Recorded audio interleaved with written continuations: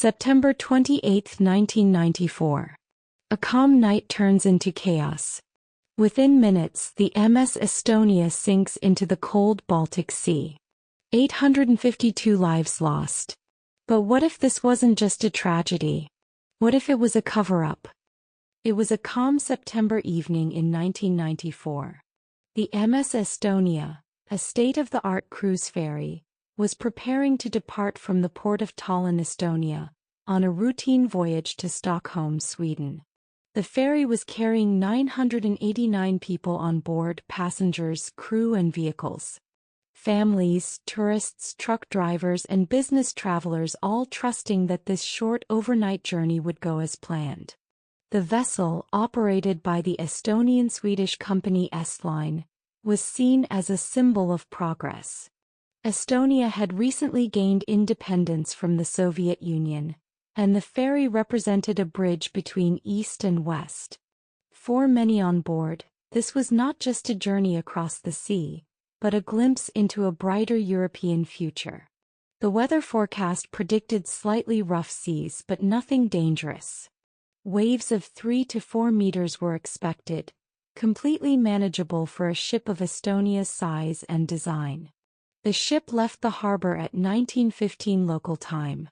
Smiles, laughter, duty-free shopping, warm meals and live music filled the decks. Nothing seemed unusual. The ship moved smoothly through the waters. But what no one knew was that the MS Estonia was heading straight into a nightmare. In less than 7 hours, most of the people on board would never see the sunrise again. It was just after midnight, September 28, 1994. The MS Estonia was sailing through the Baltic Sea at normal speed. The sea was rough, but nothing unusual. Waves reached up to 4 meters, unpleasant but expected for this route. The ferry was moving forward, unaware that disaster was only moments away. Around 1 a.m., passengers began hearing loud, metallic bangs. Some thought it was just the waves crashing against the hull.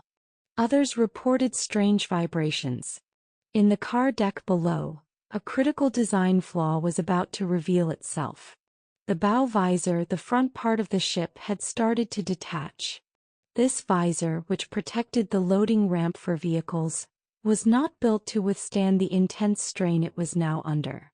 And at 1:15 a.m. it broke off completely. Water flooded into the vehicle deck, a fatal blow. Within minutes, the ferry listed sharply to the starboard side. Panic spread like wildfire. People fell from their beds. Furniture slid across cabins. The electricity cut out. Darkness and chaos took over. Some tried to reach lifeboats, but the angle of the ship made it almost impossible to walk. Waves smashed the open decks as freezing water rushed inside. By 1:30 a.m. the MS Estonia was dying. A distress call was made at 1:22 a.m. but it was too late. In just a few terrifying minutes, 852 lives would be lost. Only 137 would survive. And the worst part? Even today the timeline of these events is questioned by survivors and investigators alike. Some believe the disaster didn't just happen, it was allowed to happen. In the chaotic hours that followed the sinking of the MS Estonia, rescue operations began, but far too late. Survivors floated in freezing water for hours. Some clung to overturned life rafts. Others died of hypothermia before help could reach them. But even as the world mourned the tragedy, disturbing details began to surface. The official investigation by Estonia, Finland, and Sweden concluded that the disaster was caused by the bow visor breaking off in rough seas, nothing more than a design flaw. Case closed. Or was it? Family members of victims began asking questions. Why were so many details kept secret? Why were divers not allowed to inspect the wreck freely? And why did the Swedish government pour thousands of tons of concrete over the wreck in 1996, sealing it forever under the Baltic Sea? The explanation? Out of respect for the dead. But to many it sounded more like a desperate attempt to bury the truth. Then came the testimonies. Survivors described strange noises before the impact. Military-style vehicles allegedly seen on board. Conflicting rescue reports. And most damning of all, documents surfaced showing that the Swedish military had used the Estonia for classified equipment transport just weeks before the disaster. Still, officials denied everything. No weapons on board, no secrets, no conspiracy. But if it was really just an accident, why seal the wreck? Why silence the families? Why block further investigations even when new evidence emerged decades later? This wasn't just a maritime disaster. This was the beginning of a massive cover-up, and Europe was watching in silence. As the official narrative was being repeated by governments and mainstream media, independent researchers, survivors, and even former military officials started asking difficult questions, and some were silenced for it.